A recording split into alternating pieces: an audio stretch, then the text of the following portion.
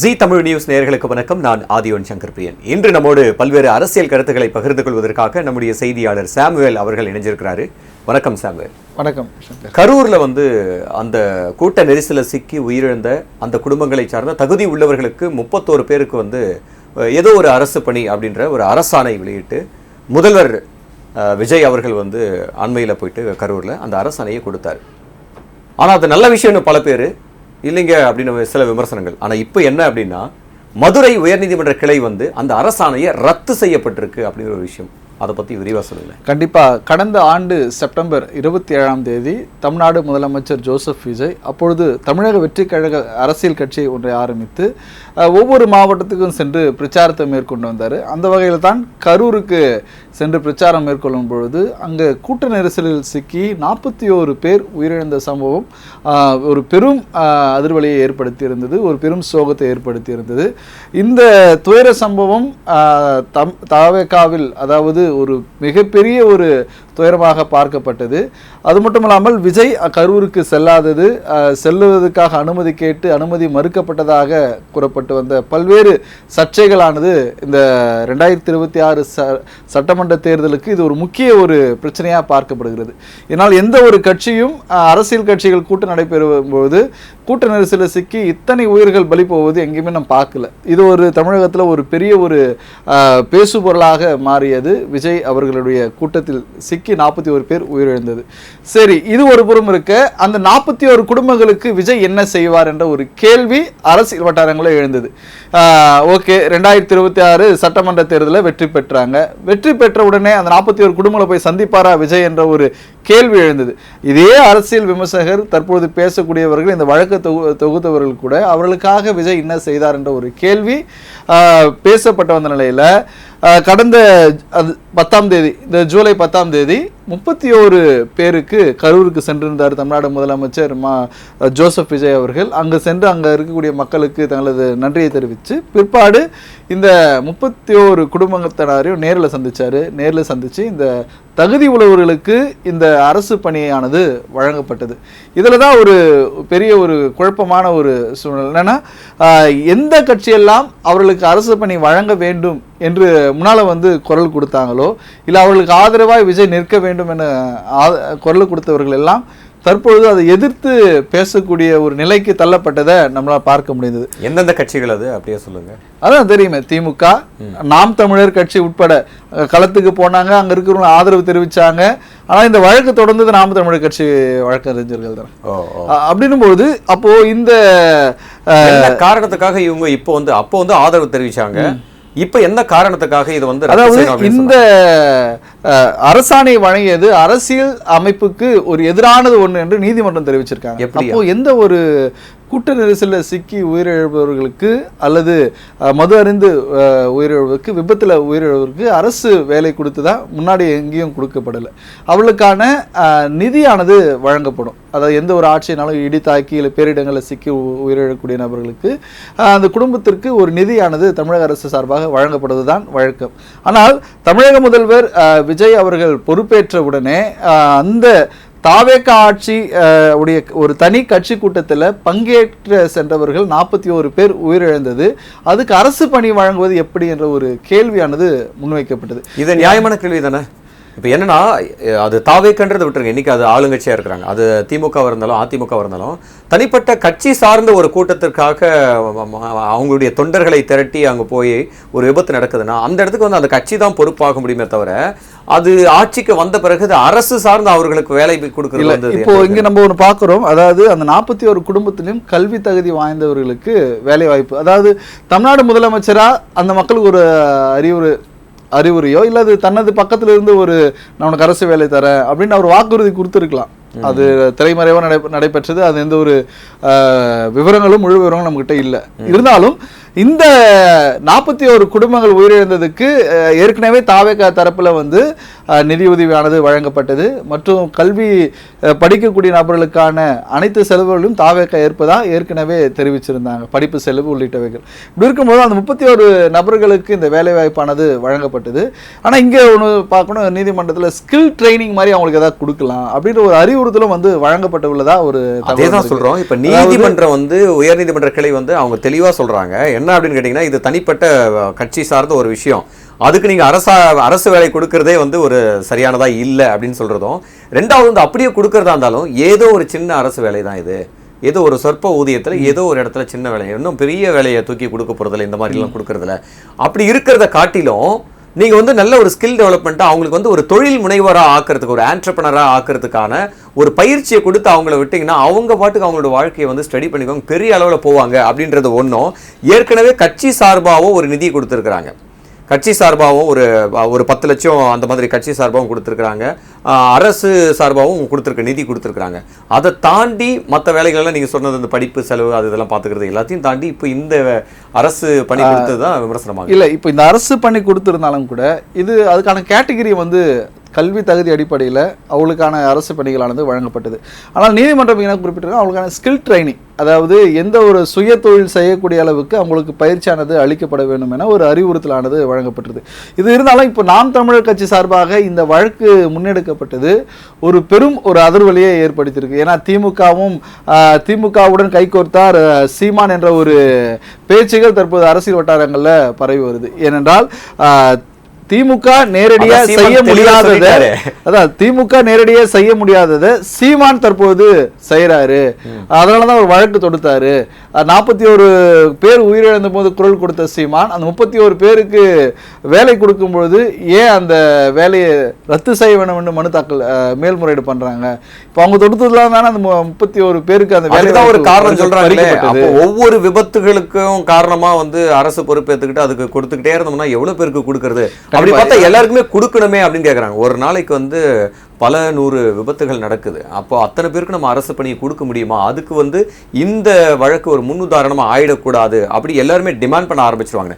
ஆனால் மிக முக்கியமானது என்னன்னா, அரசினுடைய அஜாக்கிரதை காரணமாக அது அரசினுடைய நிறுவனத்தை அதுதான் பொறுப்பா இருக்க. ஏற்கனவே தாவேகா பொறுத்தவரை முன்வைத்தது அப்பொழுது இருந்த திமுக அரசுல பணியாற்றிய காவல்துறையினர் தங்களுக்கு உரிய பாதுகாப்பு அளிக்கல. ஏனென்றால் கரூர் சம்பவத்தின் பொழுது தமிழ்நாடு முதலமைச்சராய் அங்கு சென்றிருக்கக்கூடிய திரு ஜோசப் விஜய் அவர்கள் அங்கு பேசும்போது அவர் ஒரு வார்த்தையை குறிப்பார், இன்னைக்கு அதே காவல்துறை அவருடைய கட்டுப்பாட்டில் இருக்கு, ஆனால் அவர் அங்க காவல்துறை மீது ஒரு மிகப்பெரிய ஒரு குற்றச்சாட்டை வைக்கிறாரு.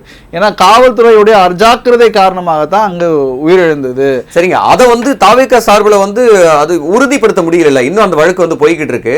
காவல்துறை தான் முழுவதும் காரணம்னு எந்த தீர்ப்பும் வரல. எந்த தீர்ப்பு காரணமா இருக்கிற பட்சத்தில் அரசு சார்ந்த அந்த காவல்துறை வந்து காரணமா இருந்துச்சுன்னா அது உறுதிப்படுத்தப்பட்டிருந்தாக்கா இந்த வேலை வாய்ப்பு அரசாங்கம். ஏனென்றால் அந்த சம்பவத்தை பொறுத்தவரை தாவேகா தரப்புல குற்றச்சாட்டு அப்போதைய திமுக அரசு எங்களுக்கு நெருக்கடி கொடுக்க வேண்டும் தான், எங்களுக்கு போதிய இடம் வந்து கொடுக்கல, நாங்க கேட்டது ஒரு இடம் வழங்கியது ஒரு இடம்.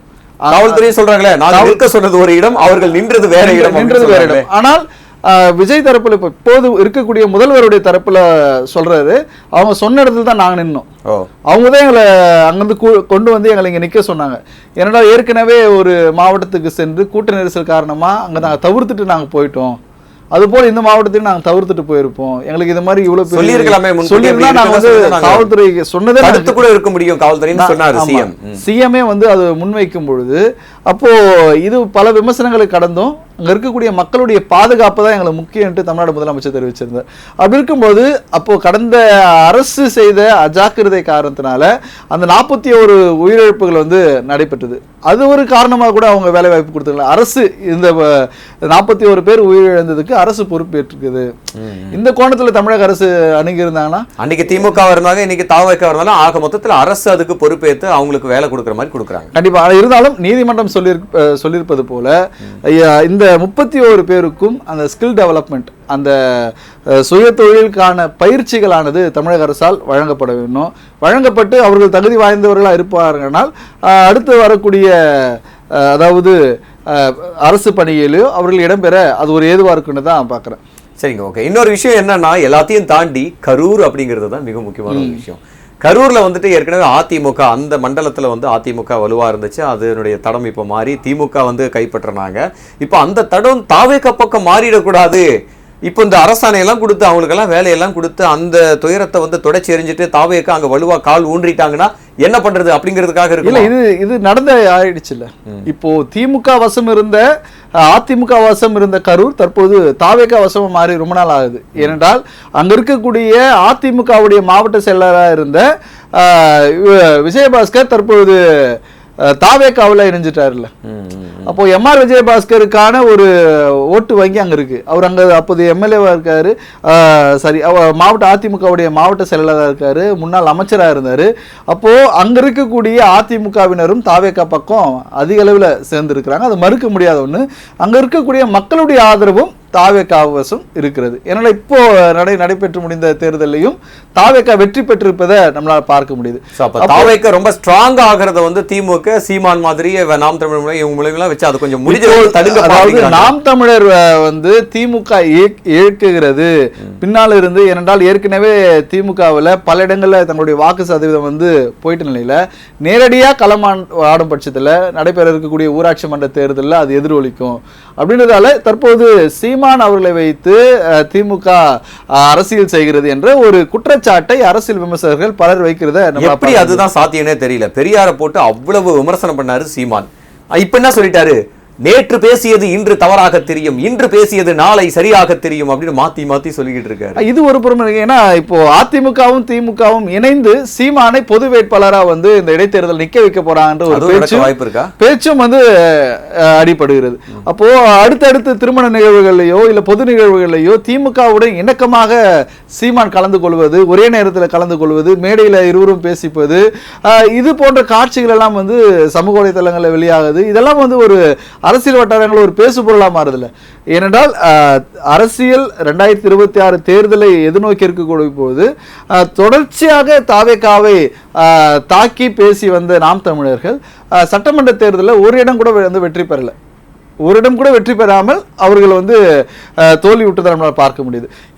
இதே போல ஊராட்சி தேர்தல் தற்போது நெருங்கி இருக்கு. அப்போ உள்ளாட்சி தேர்தலில் இதே போல சரிவுகள் ஏற்படும் பட்சத்தில் திமுகவுடைய வாக்கு சதவீதம் என்ன ஆகும்? திமுக அது கண்டிச்சு தற்போது சீமானை வச்சு காய் நகர்த்துகிறதா? என்னங்க சீமான் கிட்ட அவ்வளவு பெரிய பலம் இருக்குன்னு நினைக்கிறீங்களா? அவர்கிட்ட இருந்த இளைஞர்கள் அத்தனையுமே அப்படியே தாவேக்கா பக்கம் போனதா? பலம் வேற இருக்குது, பலம் வேற, ஏவுகிற ஈட்டி வேற. ஏவுகிறவனுக்கு பலம் இருக்கலாம், போய் பாய்கிற ஈட்டிக்கு பலம் இருக்க வேணும் ஒரு அவசியம் இல்லைல்ல. அது சரி, அப்போ சீமான் யார் தாங்க சீமான் அப்படின்னு அவங்களுடைய அந்த நாம் தமிழர்களே வந்து குழப்பத்தில் ஆயிடுவாங்க. கண்டிப்பா. இப்ப நாம் தமிழர் வந்து அதாவது பிஜேபியோட பி டீம்னு சொன்னாங்க, இன்னொரு டீமோட அண்ணாமலையோட நெருக்கமா இருக்கக்கூடிய புகைப்படம் வெளியிடுவாரு, திமுகவோட பி டீம் அப்படின்னு சொல்றாங்க. அப்ப யார் சாமி நீங்க அப்படிங்கிற மாதிரி இருக்க சீமான். அதாவது நாம் தமிழ் ஒருங்கிணைப்பாளர் சீமான் பொறுத்தவரை அவர் தன்னை தமிழன், நாம் தமிழருடைய ஒருங்கிணைப்பாளர், தலைவர் கிடையாது, அந்த கட்சியோட ஒருங்கிணைப்பாளர், யாருக்கும் சார்ந்தவங்க கிடையாது, ஆளுங்கட்சியை எதிர்த்து பேச மக்களுக்கான குரலா இருப்புன்றதான் அவருடைய ஸ்டாண்ட். இது அப்படி இருந்தாலும் ஆனால் நடக்கக்கூடிய சம்பவங்கள் எல்லாம் அதுக்கு நேர்மாறாக நடைபெறுவதும் அரசியல் வட்டாரங்களையும் அவர் பதிவிடக்கூடிய வீடியோக்களையும் ஒரு மேடையில் ஒரு பேச்சும் மற்றொரு மேடையில் மற்றொரு பேச்சும் வந்து மாறி மாறி போவதும் சமூக வலைத்தளங்களையும் இப்போ இருக்கக்கூடிய ஜென்சி இளைஞர்களாகட்டும் இல்லை இருக்கக்கூடிய தமிழக மக்கள் எல்லாருமே உற்று பார்க்குறாங்க.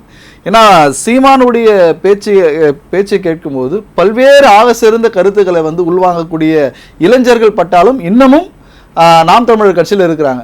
ஏன்னா நிறைய விஷயங்களை கற்றுக்கலாம். ஹிஸ்டாரிக்கல் உடைய நிகழ்வுகளை சீமானுடைய அவருடைய உரையில் வந்து கற்றுக்க முடியும்.